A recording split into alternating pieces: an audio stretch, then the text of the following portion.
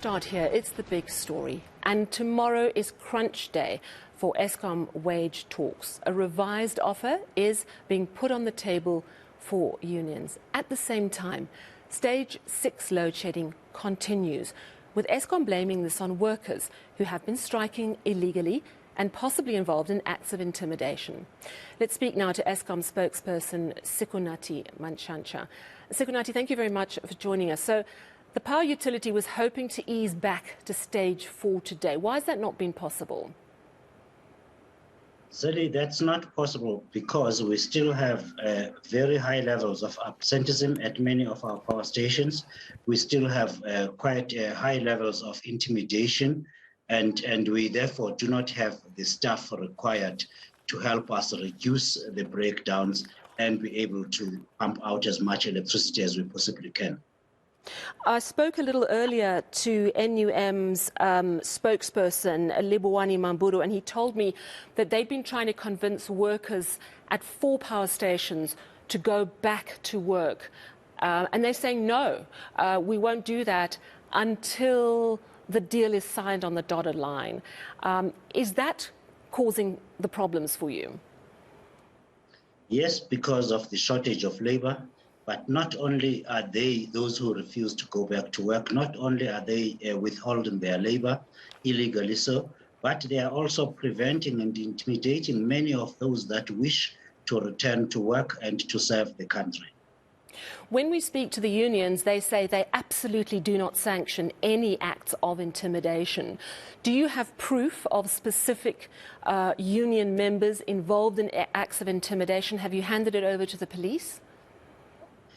So the Eskom itself has been on the record to say the trade unions themselves have not publicly declared their participation in the illegal and unlawful, unprotected strike.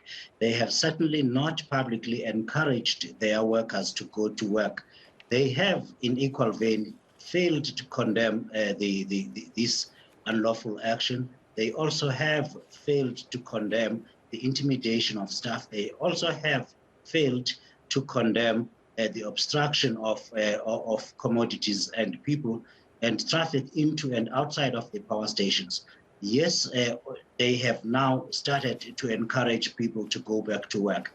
So let's be very clear here. Eskom has not accused the labor unions themselves of perpetrating these acts of intimidation, but the workers who belong to the members or to these trade unions who actually are waving union flags and are dressed in regalia belonging to the trade unions, are perpetrating these acts against the nation. It's a difficult one because I have interviewed the unions a number of times, and they will say to me, we condemn any acts of lawlessness. So they have condemned it. But as you say, there's something that has to be properly managed here around exactly what is going on.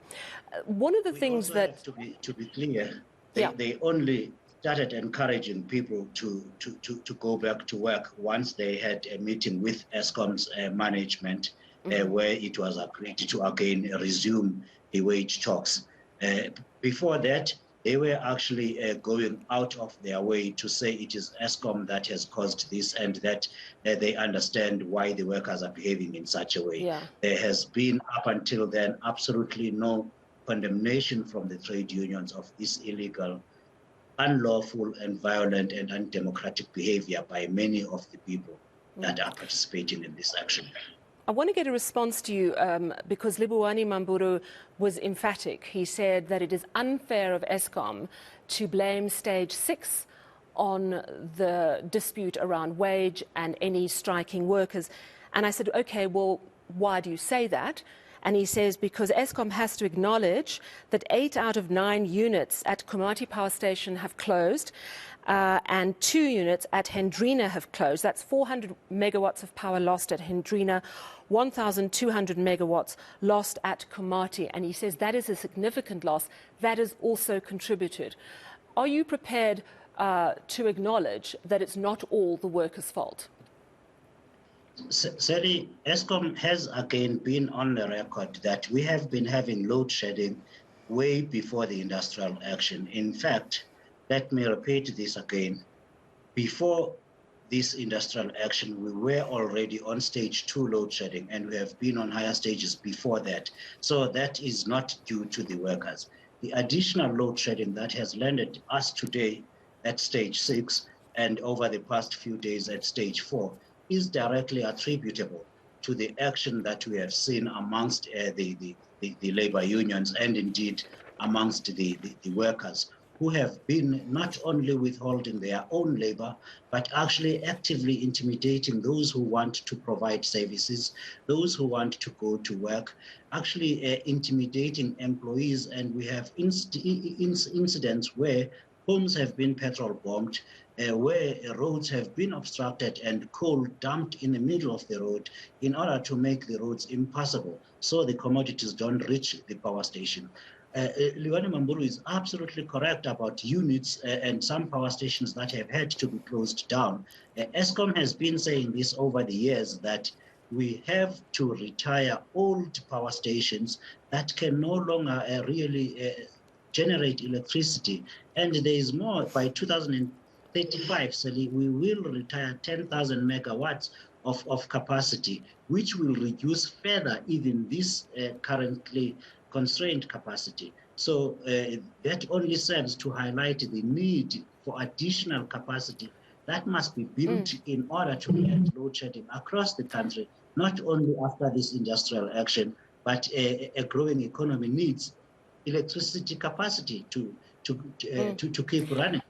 Sikonathi, I want to ask you about, and this is something, again, and I want an answer and a response from Eskom. I asked NUM about whether they had a problem with Andre de Ruyter. There has been a lot of criticism of him, the board, and of the Public Enterprises Minister in public. We know, of course, that Andre de Ruyter only came on board 2.5 years ago, and we've had load shedding for 14. We know there are massive historic problems. But he acknowledged to me that there's a great deal of hostility within the NUM towards Andre de Ruyter. He seemed to suggest, he didn't know all the reasons why, he seemed to suggest it goes back to the 2021 wage negotiations. It was not resolved. It went to arbitration. He says Eskom then just unilaterally imposed a 1.5% increase.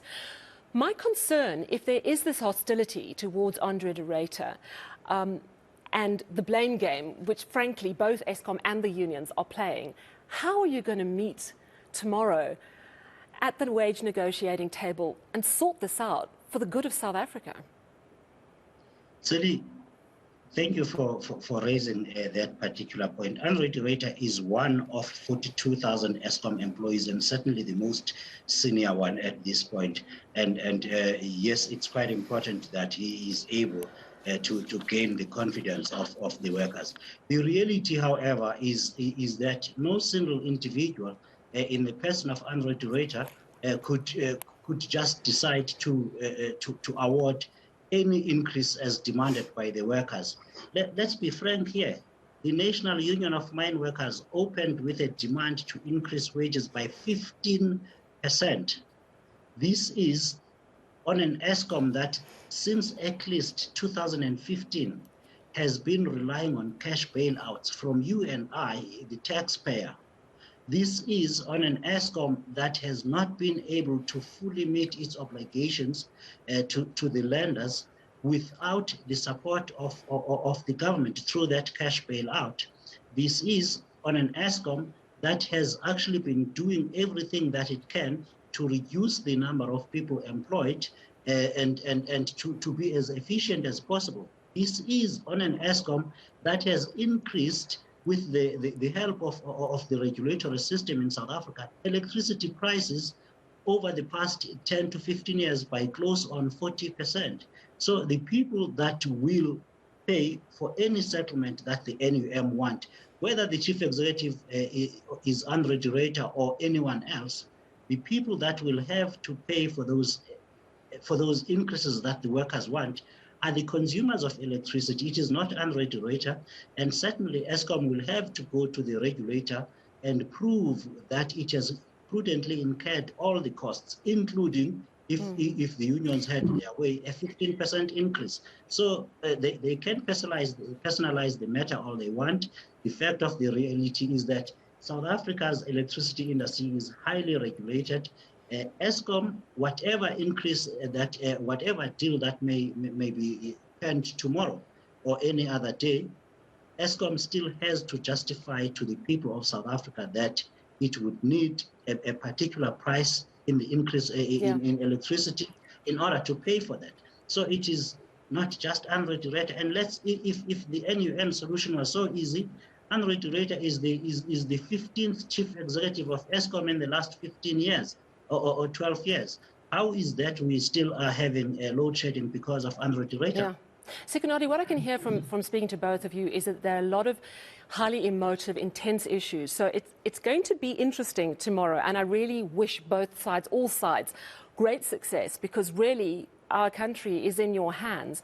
I know that you were hoping to ease things back to stage 4 today.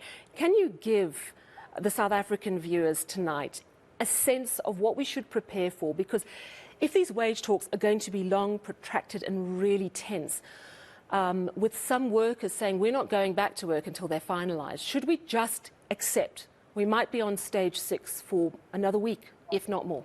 Let's correct a few facts, please, Sally. Tomorrow, starting at 5 a.m. all the way to midnight, we will be on stage 6. Yeah. We currently are on stage 6 now until midnight. Yes, I know that. And that reduction is just due to the fact that it's during the night and not many people are using electricity. Yeah, I'm aware So of that. we will be on stage 6, yes, and we will be on stage 6 on stage 4 throughout the weekend. That is on a weekend when demand is really low. The reality is, without these wage talks being successfully resolved in the best interests of the people of South Africa, not just the 30,000 employees whose wages are being discussed, not just the egos of the parties involved. What this country needs is to put the people first, and that's what Eskom is doing. What this country needs is to make sure that we are able to power this economy. What the people who work for Eskom, they get paid to ensure that electricity is delivered to the people, and we together must solve all the problems that we can. Now what we are having instead is that the country is being sacrificed. All right, so Sikonathi, and you'll correct me if I'm wrong, I know, stage 6 tomorrow, which we're already aware of, stage 4 over the weekend, and stage 6 possibly next week if these talks have not been resolved. We shall not speculate about what next week will be. Eskom will inform the public as soon as we know what the state of the situation is. The reality is we need to get all the employees back to work, not only just back at the plant, but we need to get the machines going, and then we can talk about reducing the amount of load shedding. All right, well, we're all holding thumbs for tomorrow. Good luck to everyone involved, and thank you very much for your time this evening. Sikonathi Mantshantsha, spokesperson for Eskom, confirming, of course, stage 6 tomorrow, 4 over the weekend, and then they will let us know depending on how those talks go tomorrow. So.